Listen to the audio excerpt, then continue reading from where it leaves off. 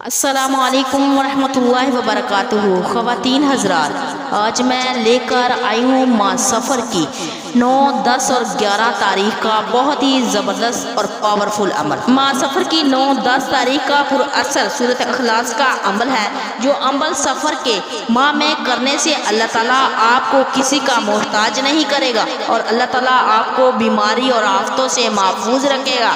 اللہ تعالیٰ آپ پر رزق کی بارش برسائے گا۔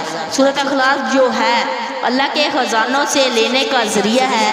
جس نے سورۃ اخلاص کو اپنی زندگی کا معمول بنا لیا، وہ بندہ کبھی تنگ دست نہیں رہے گا اور طرح طرح کی بیماریوں میں مبتلا نہیں ہوگا۔ بعض لوگ آ کر پوچھتے ہیں گھر سے تنگ دستی ختم نہیں ہوتی، بیماریاں ختم نہیں ہوتی۔ ہم نے ان کو سورۃ اخلاص کا وظیفہ بتایا، اللہ کے کرم و فضل سے سب کچھ بہتر ہو گیا۔ اب جو بندہ یہ وظیفہ کرے گا، یہ 3 دن کا وظیفہ ہے ماہ سفر کی 9، 10 اور 11 کا، اللہ اس کے گھر سے ساری بے برکتی ختم کر دے گا۔